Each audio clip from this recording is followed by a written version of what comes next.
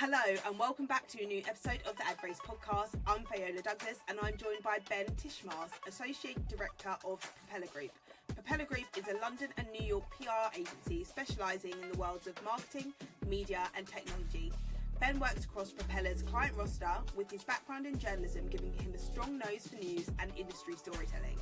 A love of networking and industry culture has made him a familiar face at events such as Cannes Lions, Advertising Week New York, Advertising Week Europe and possible Miami. Thanks for joining me, Ben. Fayola, this is a lot of fun, isn't it? And I know you from Cannes Lions and from the industry circuit, so wonderful to be chatting with you today and looking forward to just, chewing the fat and sharing some insights. Yeah, I feel like there's so many people who are really popular on LinkedIn, but I feel like you're popular in person. That's where we're seeing you. We're seeing you in real life, showing up. Well, it's so nice you say that. I think we're all wrestling with a sort of online versus offline persona. And I think, I do genuinely love meeting people on the circuit. So I think if you're friendly with people, it does kind of what goes around comes around is how I think about it. So nice you say that. And I'm really excited for Cannes Lions. Obviously, it's approaching. We've probably like a month out now. But before we get into all of the Cannes talk, I wanted to first of all talk to you about your journey and your route into the career that you have today. So I know that you studied journalism, which we have that in common. Did you always imagine yourself working in media, marketing and PR, like back when you were studying? I think I did, but I also think I was probably in my own way quite naive, and I didn't really know anybody who worked in media or advertising. So actually I did what seemed the most logical thing after doing a history degree at University of Bristol, which was doing a print journalism course, which probably showed my own naivety a little bit about the way the industry was going. But it gave me a sense of how to sort of the who, what, where, when and why of news, how to kind of build a narrative or find an interesting angle into stuff. And that served me quite well in the PR industry. I worked in music industry PR, then joined Propeller 15 years ago. So again, I think just familiar face on the circuits, because being with Propeller now for nearly 15 years and 15-year anniversary is coming up, you do meet interesting people like yourself when you're on the circuit. So, of course, print journalism has evolved a lot since the days when you were getting involved in it. Like, a lot has changed within journalism. So with hindsight, do you think you still would have chosen journalism as your route into the industry, I guess it gave you a really good basis to fall back on? I mean, look, we all get in the room by some sort of circuitous, squiggly route, don't we? So I probably wouldn't change anything. I would have probably done a bit more video rather than just writing, because we're all seeing that trend and it's manifest even by our chat today. But I think fundamentally, when I did the journalism course, I was taught the phrases that journalism at its best can comfort the afflicted, afflict the comfortable. You get front row seats for the world's events unfolding, and I still have just a voracious appetite for reading news. I absolutely love it. I'll just be honest, fellow, I never got as far as you in my career of working for cool trade titles. I probably wrote too slowly. I was probably more of a polemicist than a news hound. So there we go. I mean, everyone's career takes a different path, but we've both ended up in the same room right now, so that's great. And I know, obviously, you didn't start your career at Propeller Group, but you've been there for 14 years, so you've been there for an incredibly long amount of time. Like, what initially led you to Propeller as an agency? I mean, somebody telling me there was a job going and applying for it and getting it. But I'm being facetious a little bit there. I think I'd always been trying to feel like I was kind of at the centre of everything. And actually, when I joined Propeller, it really did just feel like I was being given keys to a sort of, at the time, a London circuit, but of media companies, of agencies, of tech businesses, all kind of coalescing around the idea of reaching brand-side marketers. And I really kind of thought, God, this is a buzzy industry, and I wish I'd known about it a bit sooner.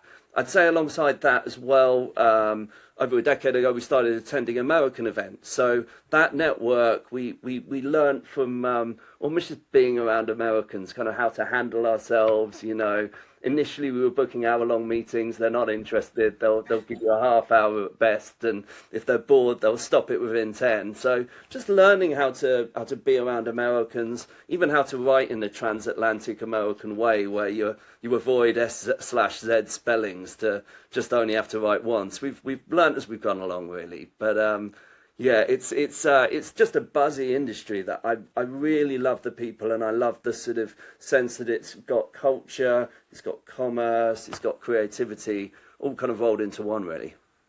So you joined Propeller. It was in 2011. Oh God. Yeah, Yeah. let's go back. Yeah, so when you first joined Propeller, those 14 years ago, you were a senior account manager / account director, and like, what do you remember from those early days? I remember meeting my first executive creative director and him describing himself on a website as a rock star. And having come from the music industry, I'd met genuine rock stars, but I was kind of surprised that they had smaller egos than occasionally some of the people you'd meet. Alongside that, I also think there's a sort of I mean, you know, again, I'm not unfairly singling out a certain sort of demographic, but, you know, you'd often hear when you meet your first executive creative director, you're like, oh my God, they're so different. When you've met 100, you realise they do all tend to be the same type of different. And that's just my joke at no one in particular's expense. It's just like fascinating to me that you meet all of these different subsets within an industry.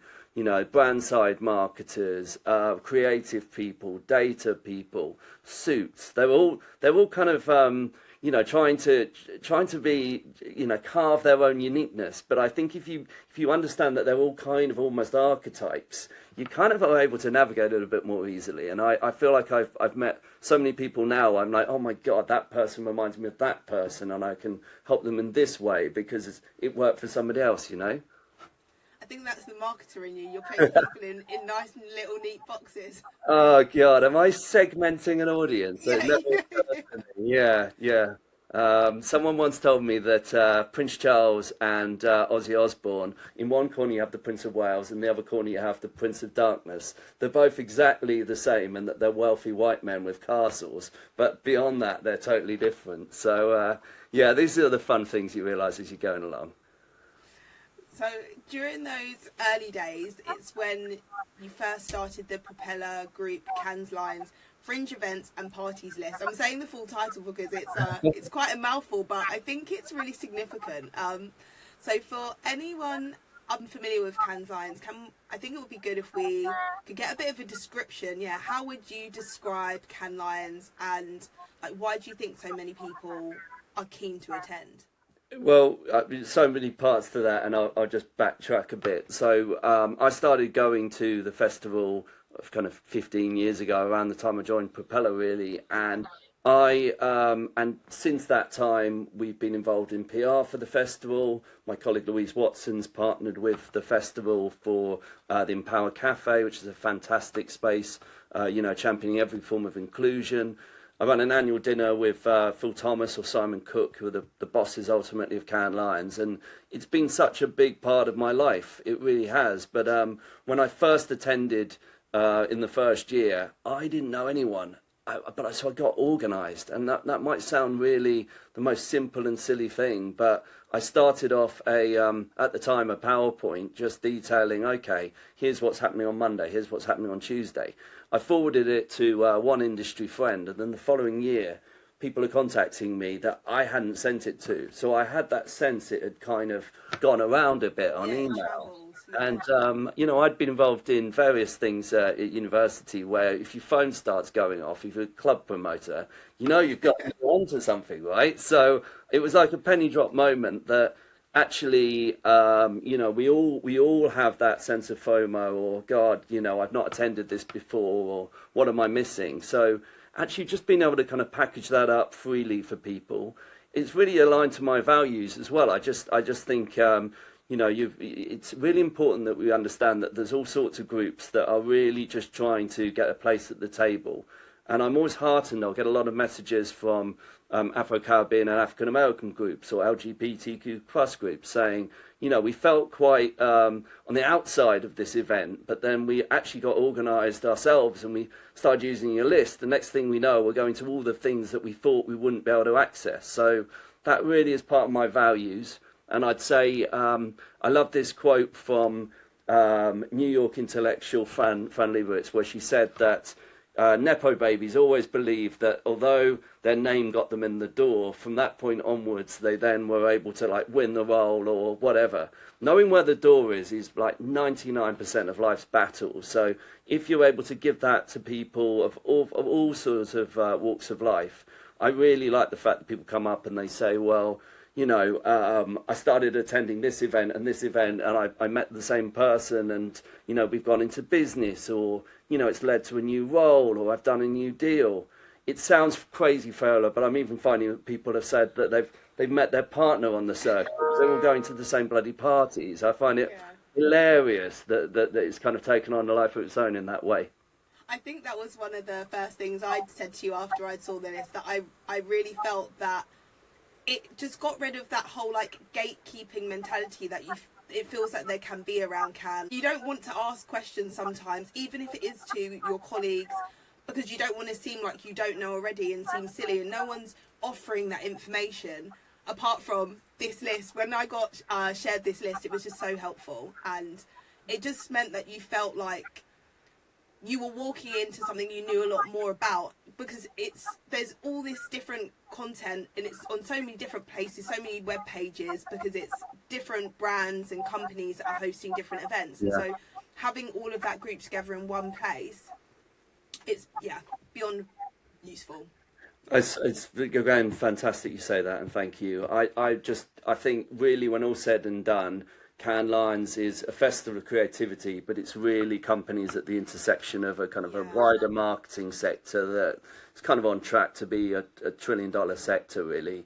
And you have the media companies, the agencies, the consultancies, the big tech platforms, independent ad tech, all kind of coalescing around this thing that is, it's Glastonbury, it's Coachella, it's the Grammys, it's the Oscars.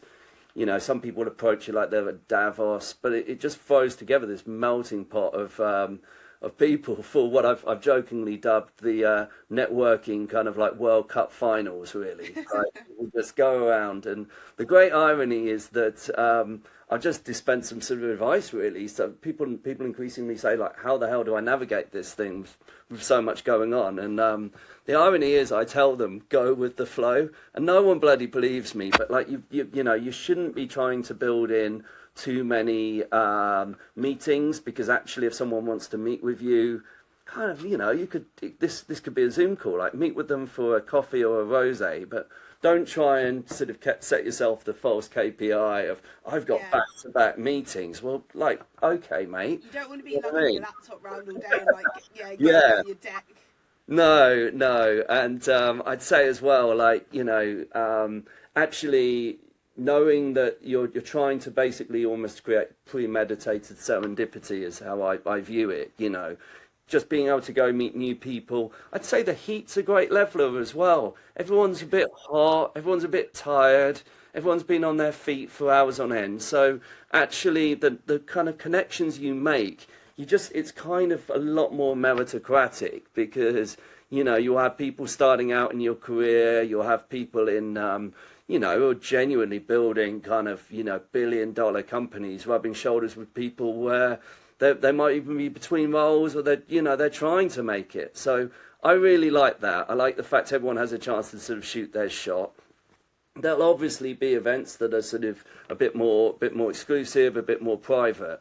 But most people just tend to value being able to get a sense of the lie of the land and what's going on, Yeah, I agree. I think that there's no use putting all of your energy to try and get into a space that isn't welcoming you, that is going to be super exclusive. They only want CMOs. There's so many other spaces that need people with varied opinions, need people on the front line of creativity, and it's all about making the most of those opportunities when you're there. Yeah, and the people that don't navigate it well and invariably don't get the ticket back the following year are the ones that are quite transactional and are walking around trying to find the CMO of a cornflakes company. I mean, look, I respect it, but you never know. Most times in life, I think you're always sort of like one or two steps away from what you want, rather than just believing that things are going to fall on your lap. So I just tell people to kind of keep moving, keep being friendly. There's a place for common courtesy. Like, you can hold the door open for somebody and they turn out to be on your, a company you'd love to work with. So I think everybody has to be kind. It's hot. We're in the heat. It's a lot. I've just got back from Possible Miami, and it's genuinely like, it is exhausting. Same thing with Cannes. It's very hot. So I'll plug water, drink lots of it. I don't have any hair, wear a baseball cap so you don't get sunstroke, and just be prepared to sort of keep moving, keep meeting people, keep learning. There's such a fantastic raft of different talks of absolutely every type, but I don't think people need to stay in their lane. I think some of the greatest ideas come from somebody hearing something just interesting and going, well, actually, that's not directly applied to my job, but oh my God, it's given me an idea I can apply in a whole new area. So, yeah, like I say, it's kind of like you've taken $1 trillion industry and shaken it up and, and stuck it on a small seaside town in France. But that's part of the magic. So I know that the Propeller list is coming out soon, but thinking back to when it first started, like, what kind of form did it take? Was it as long as it is now? Was there as many events? Like, was Cannes the same as it was now? Or was it a lot smaller in terms of the brand presence, I guess, that was there? Well, the evolution of the Cannes Lions audience is a fascinating thing in itself. So I'll address that part first of all. I think that let's say 15 years ago there was an absolute explosion in sort of independent programmatic ad tech. A lot of at the time RTB companies, as they were known, real-time bidding, helping you reach the right person with the right ad at the right time. And, there was a lot of them hiring yachts and sort of a certain type of behavior. I would say that actually, if you look at some of those companies, some of them have flourished, but actually some of them are defunct. So I'd say, if you look at Cannes, it's a microcosm of the industry. But I also say that it holds there's a famous Brecht quote from Brecht, bear with me. Cannes holds a mirror up to us as an industry, but it's also a hammer with which to shape it. So, actually, I think a lot of the organisers at Cannes Lions, they're making real steps to make it more inclusive, more safe, more sort of reflecting of every part of the industry. But I would say in the times I've been going, there was an explosion in ad tech companies. Then there was probably a bit of a course correct back to the agencies and the sort of the holdcos. I think there was at one time an absolute sort of arms race between the big sort of social platforms. But now I think the biggest trends that we're discerning, and this was covered in the Simon Cook dinner I ran a couple of weeks ago, is the growth, the growth of the creator economy. We will see it in our own timelines and in our own lives, but they very consciously carved a creator strand to sort of cater for that world. And, creators are really descending on Cannes in their droves now because to an extent, they follow the money. I'd also say sports marketing has been in a kind of an explosion, and there's going to be a whole tract of that at Cannes Lions this year. The last thing is the sort of topic of the world right now is AI. I know that a lot of the major players in AI are taking Cannes Lions very seriously and looking at monetization models. But I would say more than that, it's just really interesting to sort of think that once a year everybody descends, and you could kind of plot things out. So I joke sometimes, the companies that were the have the yachts a few years ago are now the have-nots, and some of the companies that seemed a bit like they were, treading water, to absolutely mangle this yacht analogy, now they're actually having their moment in the sun. So yeah, I think the creator economy and sports marketing are the big themes this year, and AI is a sort of all-pervasive theme that just goes across everything, really. And what do you think of the variety that's like available to see and do at Cannes? Because I know you've got the official Cannes Lions track, so there's talks that are going on in the Palais, for example. But then you also mentioned we've got the yachts, we've got like the villas in the hills, we've got the beaches. Like often when I speak to people who haven't been to Cannes before, they didn't realise how much you can see and do without even having that official Cannes pass. Yeah, well, there's a few things going on. First of all, it's worth saying that the programming that goes on in the Palais is world class, and you probably see the biggest name marketers in the Palais. We've got Oprah this year, that's what I've heard. Oprah, bloody hell, I mean, fair play. That's quite the power move. Alongside that, you've got a lot of all the official awards programming that sometimes, you know, if you're, let's say, from the ad tech diaspora, you wouldn't even bloody realise was going on. But, you know, that can be the greatest day in someone's career to win a Grand Prix at Cannes. But like, to an extent like South by Southwest, to an extent like, I'm half Scottish on my mum's side, and I used to go to the Edinburgh Fringe as a kid. So almost the term the Fringe, in my mind, I kind of took it from the Fringe Festival, where actually, as well as all the sort of, you know, the ballet and the opera, there's also a load of kind of dingy pubs doing comedy. So, you know, I think that really gives the sense that actually there were so many different tracks that you could take up. I'd also even do a shout out to the Young Lions. I've just been doing some calls and trying to help people from the Young Lions cohort. You know, great young creatives and great young marketers from all over the world are invited to kind of participate in a competition. Can you imagine winning that one, Fayola? Like, give us a time machine. Like, take us back. Bloody hell. Now, journalism might have worked out for us to an extent, but I think we should have won that Cannes Lions Young Lions Award. What do you reckon? I mean, there's still time. There's still time. There's still time. No, not to win a Young Lion, of course, but to win a Cannes Lion. That is the spirit, and I think I'm just gutted. We're no longer. I'm certainly no longer a young lion. So there we go, Simba.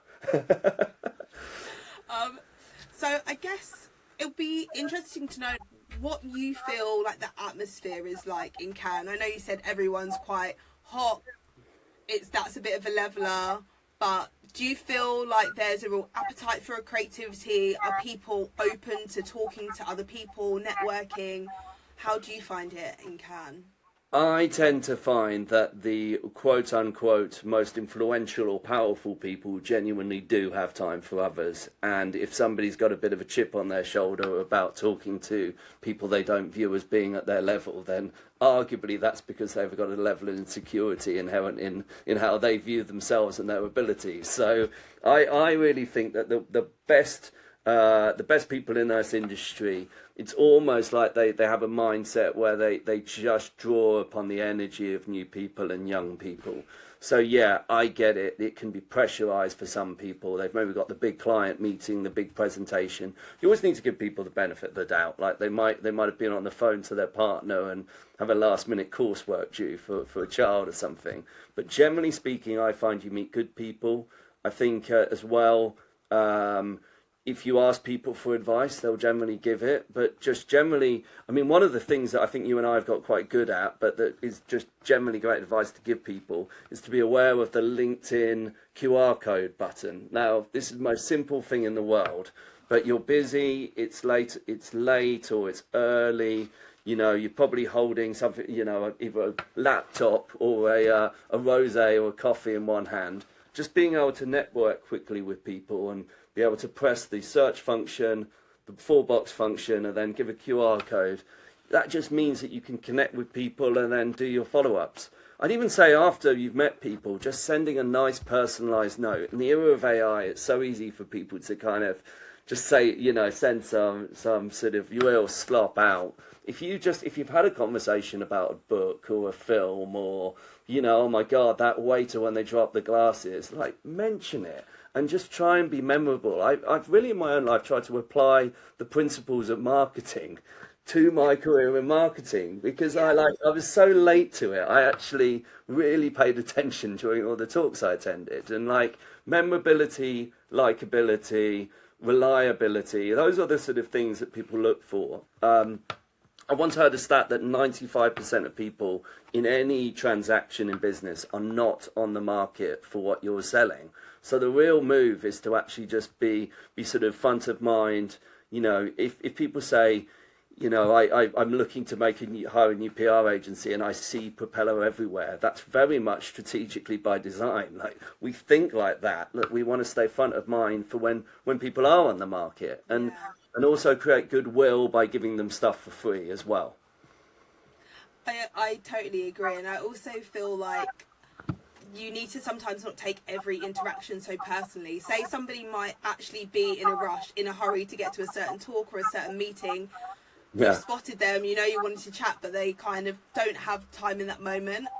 I'd always say, like, don't take those interactions too personally. You will come across them again. Like, if that's, like you said, there's kind of a serendipity to it, but then also, it's also by design. You're in Cannes, it's not that big of a place. The chances that you're going to bump into that person again are probably quite high. Yeah. So if you can be quite graceful in that moment, it's probably going to be a lot better when you do see them again.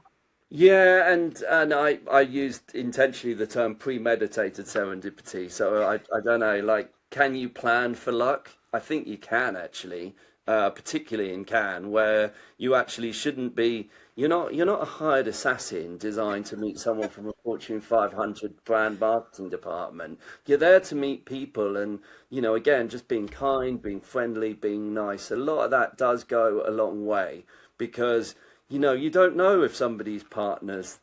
You never kind of just view the immediate opportunity in front of you.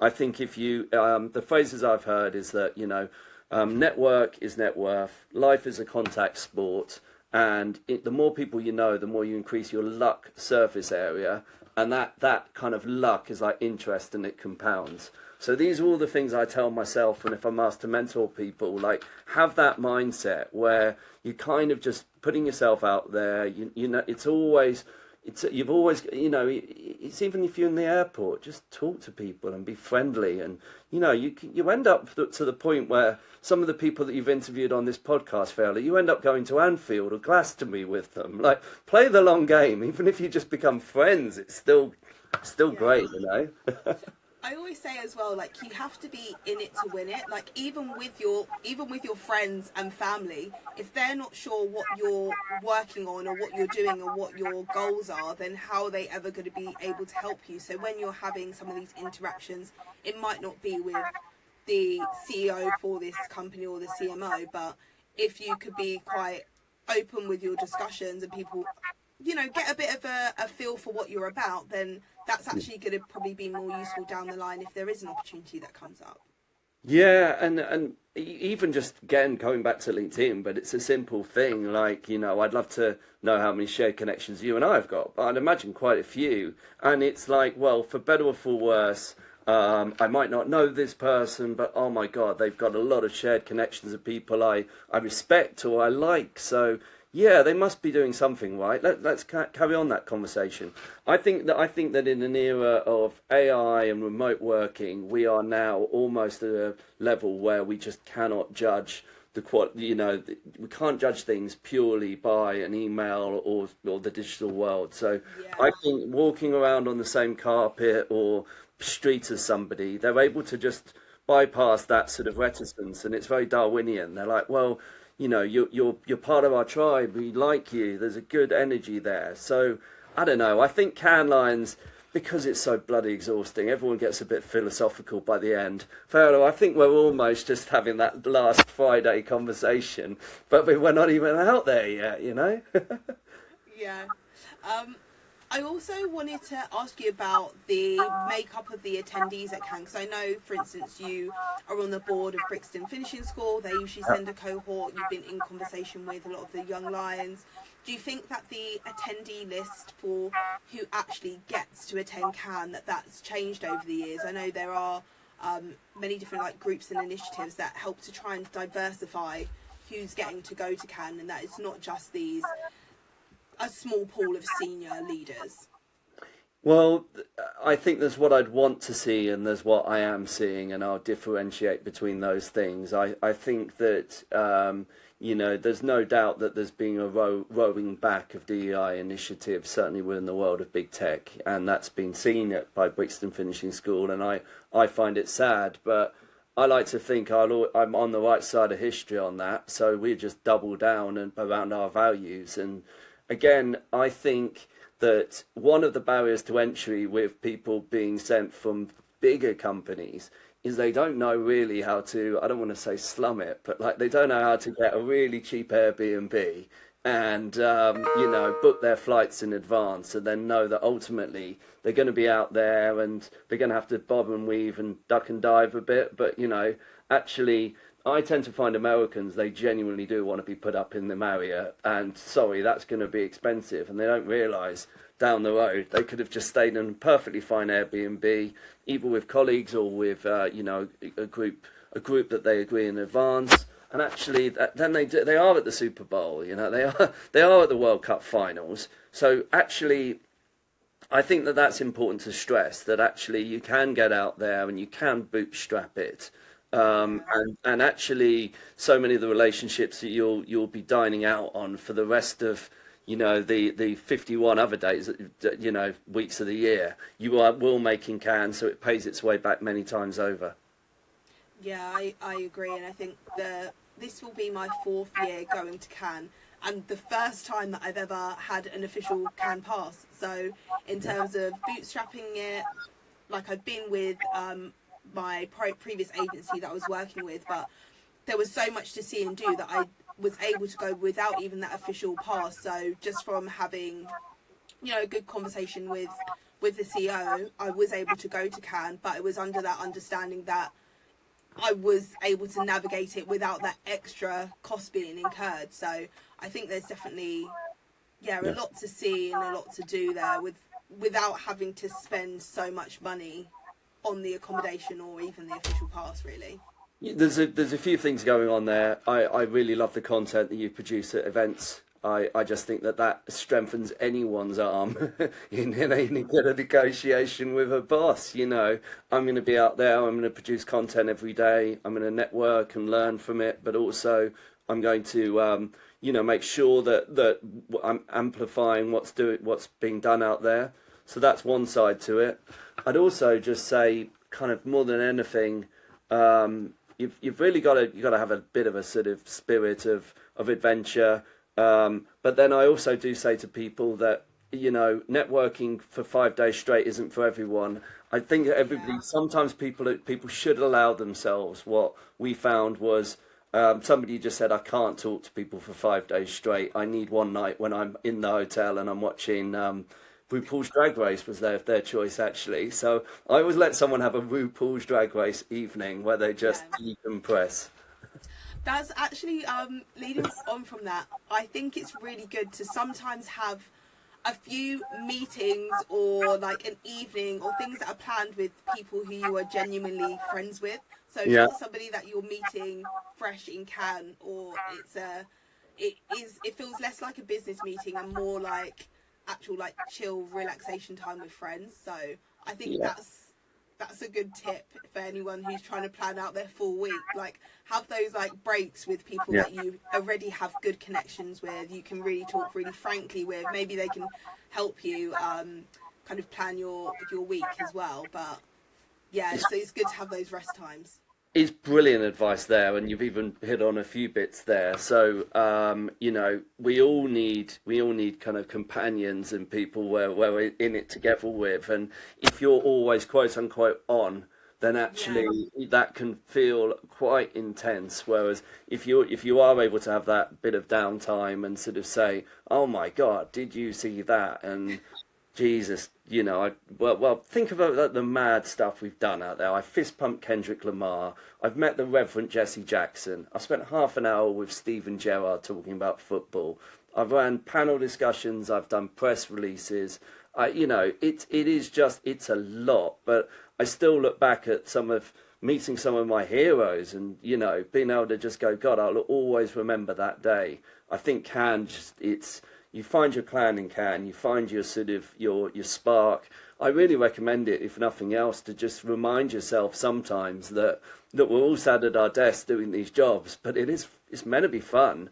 There's even a rather funny thing that, like, simultaneously while the global advertising industry's meeting, down the road in Nice, there's normally the global dentistry industry. And you think they'd be far more obsessed with optics, but no, the marketing sector is. And it's like, what does this mean? What does it stand for? It's like, no, most industries get together once a year. Cannes no different to that. And I just think it's a stunning backdrop and a brilliant thing that really boosts people in their lives and careers. So you mentioned like so many different things that you would be getting involved with during your time at Cannes. Do you ever find it difficult to balance like elements of your day job if you're thinking about writing a press release versus having to be there in the moment? And like, do you have any advice for somebody who is expected to be working while also networking? Okay, so I'll bring a PR lens to this first of all, and I'm going to doff my cap literally to my colleagues who were far more efficient workers in terms of how they would be able to kind of, manage very multifaceted programs. But I'd like to think I've got the sort of street smarts of what makes a good press release or what makes good engagement around the festival, and I'm advising the teams on that. So the bits that I would say is there'll be a lot of PR people descending on Cannes, and a lot of them for the first time, and they will KPI in their minds the idea of crucial interviews and meetings, but what they won't do is put themselves in the shoes of the journalists who, more often than not, are there to maybe write up 2 or 3 major stories on the trends they're seeing out there. But generally they're out there to do the same things: relationship building, meeting new connections, new sources. So one of the things I always tell people is look back at what actually happened the year before. If you want to know what Campaign and Ad Age and Ad Week and the Washington Post, New York Times, Times of London, Financial Times did, look back. You can see that, actually most of them are more interested in a trends piece.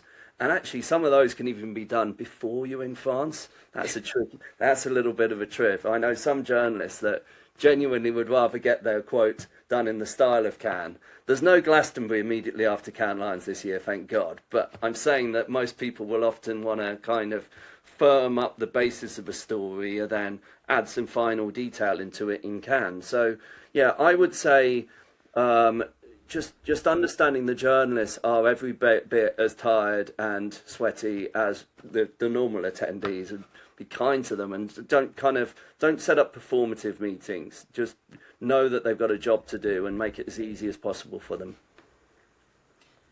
That's sound advice, and I totally agree. The journalists are just as busy as everybody else, so even like I think busier, honestly. They're in demand, and they're few and far between, whereas there's like thousands of marketers. So in terms of getting people through the door, like, do you think it's possible to get a journalist to an event that you are hosting? Like, can you entice them in? Or do you think they really just set their own schedule based upon, like you said, those themes and those trends that they're really keen to know more about? I think that if we go back to what we were talking about at the top of this, we know the trends that, sports marketing, rise of the creator economy, AI is an all-pervasive kind of game changer for society as much as the sector. Those are the themes. Align yourselves to them. Work out how your client can meaningfully be involved in those conversations. That's really the key part of this. And actually, again, just kind of reading the actual articles. You'd be amazed how many people don't, and they're like a postman going, I've got this, where does this go? But they just flip it around in your mind and think, I want a piece of coverage there. When all said and done, that journalist is really going to write about 2 or 3 key themes, pull together some sort of feature based on expert comment. And often people are keen to sort of get a news story going. I'll just tell you, I think news is far better to hit the week before Cannes Lions than, during it. If a press release goes out and it's Cannes and everybody's tired and sweaty and it's day 3, well, you're not giving yourself the best chance, are you? I think as well that there is a strong focus during that week of Cannes on what's happening each evening at the Palais and which campaigns are winning awards. Yeah, and quite rightly. That's getting a lot of the airtime. So if you're putting out a press release that is not so relevant, there's just so much other news that can be written about during that time. Yeah, and I'll just major on a few points there. So the first thing to say is I think most press releases are written backwards. So normally the least, how can I put it? Company you may not have heard of, partners with company most people in the industry have heard of, to deliver campaign for company everybody's heard of. Actually, there's always a case for just positioning it a little bit more the other way around, so that actually it's understood that there is a tech or, you know, a people business behind all of this. But the big headline stuff is the fact that it's being done for a drinks brand you've all heard of, by an agency holdco you've all heard of. So that realignment's smart. I'd also say that fundamentally you've just got to think how what people are doing, what trends does it actually align with in the industry and in society. And if you nail that piece, that's great. The other part as well is genuinely, you know, announcements are great sometimes, but the key part is to kind of make sure to what extent is this an industry first? To what extent does this feel like it passed what I was taught in journalism courses, the S test of, is it the first, is it the oldest, is it the longest, is it the biggest? You know, if you can answer that question, you give yourself a lot more of a fighting chance. You were on the receiving end of a lot of these pitches before, Fayola, so I'm sure you were. I'd love to hear your take. How do you look for a good story in that sort of way? A lot of it does come down to, I guess, who's going to care about this. You're thinking a lot about the readers and how many views it's going to get, and if the industry is going to care. So it's almost the same as in politics as it is within the marketing industry, that certain people or certain agencies have built themselves up a profile, so they've kind of become a bit of a personality, like a celebrity in their own right. So you're thinking about them personally and their whole story, and if they move companies or if they're working on something or if they're quoted in a release, there's actually often that intrigue that follows that person around as much as it could follow around a particular brand. So I think if you've got something that's happening during the time of Cannes and it's not Cannes related, it's going to have quite strong industry names behind it, whether that's the brand or the specific people who are involved with it. That means that it's going to really cut through.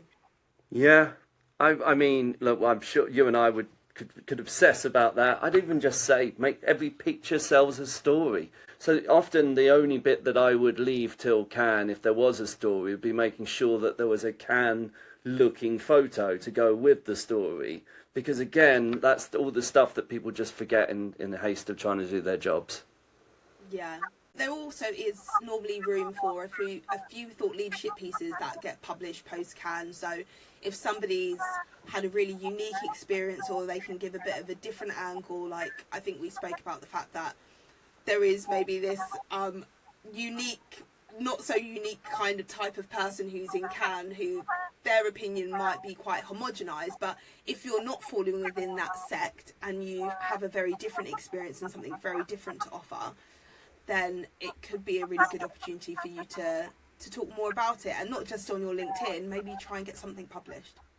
Yeah, and again, the gatekeepers that existed when I first joined the industry, where ultimately a lot of this was reliant on a kind of thumbs up or a thumbs down from the trade media, there is an ability to genuinely kind of build your profile on your own channels, be that video, be that LinkedIn.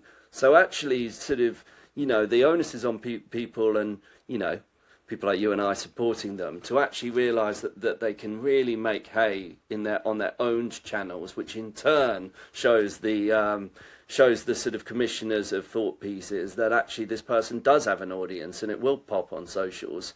So I think that's the big change I'm seeing. Actually, people have a lot more control of their own destinies in terms of being able to be master of their own destiny and sort of, you know, putting themselves out there. I'd even just say that there's probably a bit of a gap where I'm the oldest possible millennial, but I'm still a millennial, Fayola. Like, I find a lot of people who are Gen Z, they'll spend a lot of time on LinkedIn moaning about people with a higher profile rather than putting themselves out there. And I think there was a before and an after of people that really know nothing more in their adult lives than social media. They know it's a game that has to be played. Other times people are like, well, I've built my profile and I've built my network, but it exists offline. I don't think people can think like that anymore. I think we all just have to embrace this brave new world we're in, really. Yeah, I also feel like people can try and get the backing of their workplaces. Like, if you do have something to say, is it something that you can do an internal share on? Would they be interested in posting whatever you've done on the agency LinkedIn or the Yeah. business LinkedIn page? Like, there's opportunities to go within that network that you already have, that, you know what you have to say, believe in your expertise, and use that to kind of leverage your voice.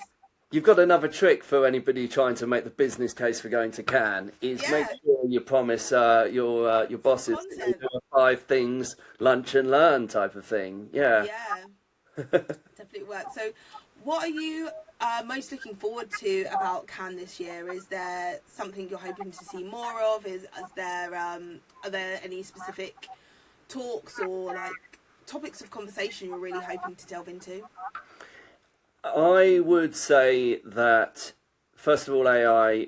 I'm really just going to try and be quite practical about attending talks that will help me personally do my job, as well as the sort of more macroeconomic trends of how it's affecting the industry. I'm almost recommending that we all have these sort of ask us anything sessions with our friends where we're like, how the hell are you using some of these tools, and just being honest with each other. So that can apply to video, or that can apply to using AI tools. And I think we all have to be, I think smart people are prepared to be honest, and they're prepared to say, look, I'm trying to work this out as we go along. And someone goes, oh no, you've never thought to do a screen grab of something and just upload it onto AI. You'll get the information a lot faster than if you're trying to scrape it from a website. Or you might say, well, I'm trying to work out how to do a bit of video editing. And someone goes, it's a piece of piss, Ben. It's just that button. So, I think that's a really helpful thing. In terms of what I'm hoping to see at the industry, as the industry comes together in Cannes, I think anecdotally I'm seeing a lot more talks which are truly inclusive and truly considerate of different people and different agendas. I think if you took one stereotype of Cannes Lions, it would be that it's a party / it's a piss up. But I describe it as being a little bit like going to Glastonbury. You can go and do morning yoga as the sun sets. Yes. No one's telling you you're I've not done that. allowed to do that. There you go. Stop virtue signalling, Fayola. I'm sure you were out the night before. You've just got energy as well. But there we go. I'm only joking. I think that I'm really encouraged that I'm seeing a lot more sort of wellness style events. There's a 5K ran every morning, which is a great way to start the day.